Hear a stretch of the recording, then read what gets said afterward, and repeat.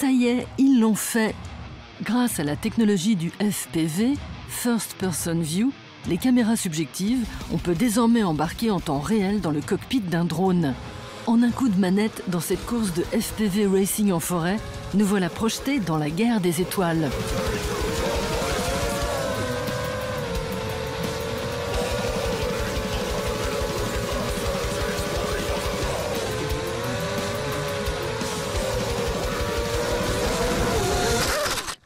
Il y a plein de problématiques à voler à plusieurs, du fait des liaisons radio, du fait plein de choses.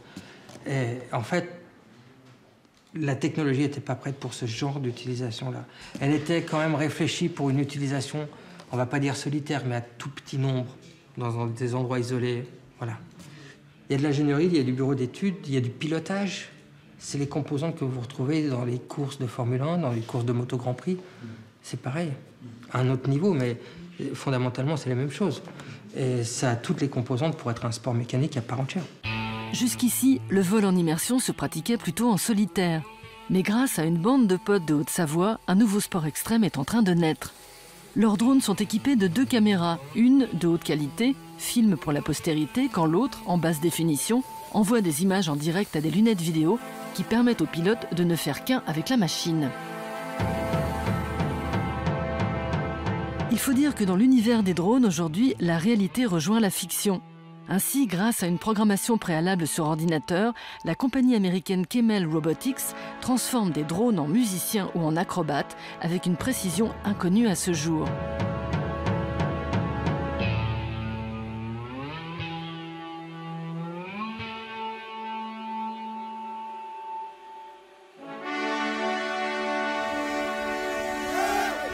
Mais le nec plus ultra, c'est le pilotage manuel. Histoire de faire autant de sauts et de flips qu'en skate, les plaies et les bosses en moins. Olivier Jorgan Gian, alias Porco 777, est l'un des meilleurs pilotes de FPV Racing en France. Fastoche, dans la vraie vie, il trimballe de vrais passagers aux commandes de ses avions de ligne. En fait, ce qu'on recherche plus avec ça, enfin moi en tout cas, c'est justement qu'avec ça, on n'a pas trop de contraintes. On peut voler au ras du sol, sans instrument, sans rien, juste au feeling, quoi. Alors que en aviation de ligne, on est forcément contraint, obligé. Hein.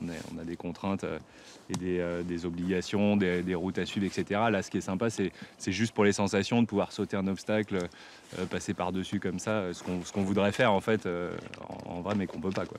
C'est surtout le champ visuel qui est plus réduit. Donc du coup, c'est pas aussi ouvert, on peut pas tourner la tête, etc. Mais par contre, ouais, au niveau surtout proche du sol comme ça, on peut vraiment jouer avec les volumes, là, un arbre, passer sous d'autres arbres, etc. Et on se rend d'autant plus compte de la hauteur du fait d'être proche du sol et de jouer avec les obstacles, quoi. Vachement plus que ce qu'on... Parce qu'en fait, plus on monte, et plus tout ce qui est relief s'aplatit, quoi. Pour ceux qui ont toujours rêvé de voler comme l'oiseau, il existe dans la commune d'Argonnet, près d'Annecy, une association de modélisme astucieusement nommée Ergonnet. Pendant la pause déjeuner, seule fenêtre autorisée par la mairie, ces merveilleux fous volants se rassemblent dans la forêt communale pour jouer avec leur drôle de machine. C'est ici que tout a commencé avec la fameuse course à la Star Wars qui a cumulé plus d'1 million de vues sur le net. Aujourd'hui, pour la première fois, ils organisent leur course dans la neige et le froid. Aujourd'hui, je sens bien que de toute façon, ils vont avoir les doigts gelés. Moi, je serai bien au chaud avec mon petit gant chauffant.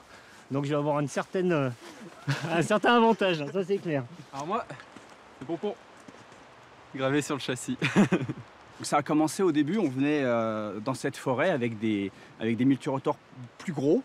Mais donc, on n'avait pas beaucoup de réactivité pour tourner, c'était un peu mou. Donc on a fait des châssis plus petits, en carbone, pour que ça soit bien solide, parce qu'on se prend bien souvent des obstacles non prévus. Et voilà. Et un des autres soucis aussi, c'est qu'en forêt, quand on passe vite, on n'a pas une très bonne visibilité, donc on a du mal à s'apercevoir les uns les autres. D'où l'idée d'après de mettre des LED derrière. En fait, l'histoire vient de là. C'est plus sécurité pour voler les uns avec les autres et ne pas rentrer dans celui qui irait plus doucement.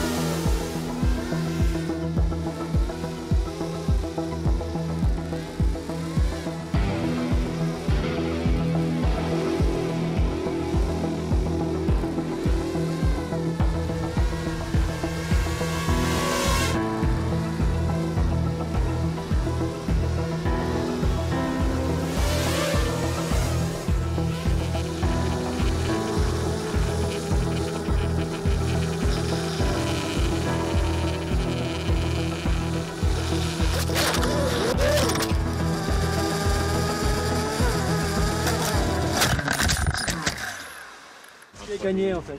En fait, il y a 2 classements. Il y a soit celui qui est le plus rapide, soit le dernier survivant. Et dans la forêt, c'est souvent le dernier survivant. Et là, en Là, l'occurrence. c'est soit celui qui a plus d'hélice ou plus de batterie, mais faut tout casser. Mais là, il n'y a plus aucun survivant, je crois. Hein. Si, regarde, il change ses hélices, moi je suis toujours prêt. Ah, juste, il remet les hélices juste pour le. Disons que j'étais le dernier en l'air. Hugo Madinier, pilote de drone, et Hervé Pellarin, l'initiateur de la course en forêt, travaillent pour l'entreprise Immersion RC. Véritable laboratoire dirigé par des geeks, cet atelier est à la pointe de la recherche sur les drones. Il fabrique et distribue tout le nécessaire pour rendre le virtuel bien réel. Hervé et Hugo sont chargés de la promotion et des tests dans le but de faire des courses de drones un sport de compétition de haut niveau. Leur monde à eux est virtuel et amplifié par la réalité.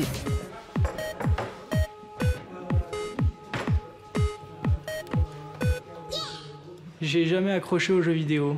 Le jeu vidéo, c'est un monde fermé, puis on peut faire que ce que le programmeur a décidé au départ. Donc s'il a décidé qu'on passait pas le bas du couloir et la porte, bah, on sera bloqué devant la porte et puis c'est tout, quoi. Il y a des murs. Là, on va dehors et puis on passe à travers les arbres, on fait des balades, on va dans tous les sens. La seule limite, après, c'est le matériel, techniquement, qui évolue aussi très vite en ce moment.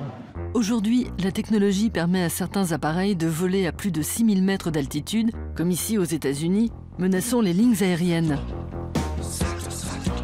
En France, on ne peut voler que dans des zones autorisées, à moins de 150 mètres de hauteur, et les machines doivent rester dans le champ de vision. Beaucoup y voient la possibilité d'une atteinte à la vie privée, à condition que la victime du survol soit sourde au vrombissement pas vraiment discret des moteurs.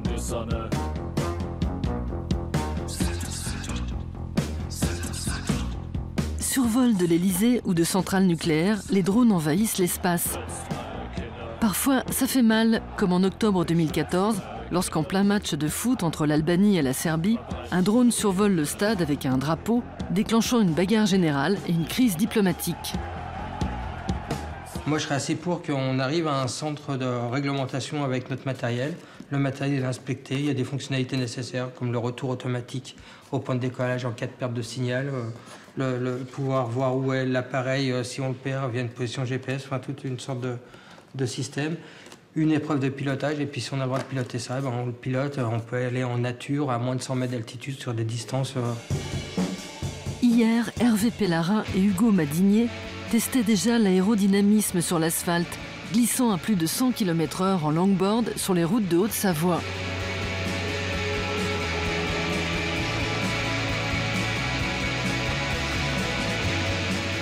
Mais après plus de 30 années de skate, Hervé, fasciné par les voyages en drone immersifs à travers les montagnes de son enfance, s'est découvert un moyen beaucoup moins risqué pour filer dans l'espace.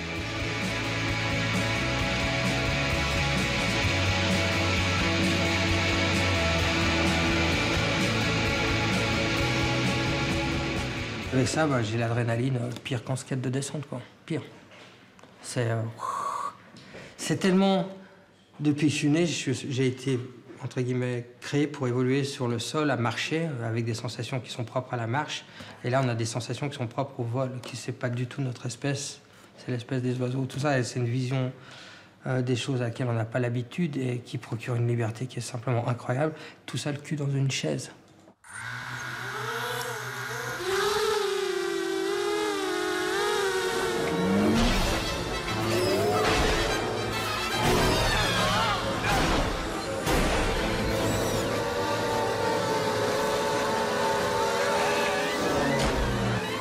Cet été, Hervé espère organiser la première compétition de FPV Racing, rassemblant les champions du monde entier.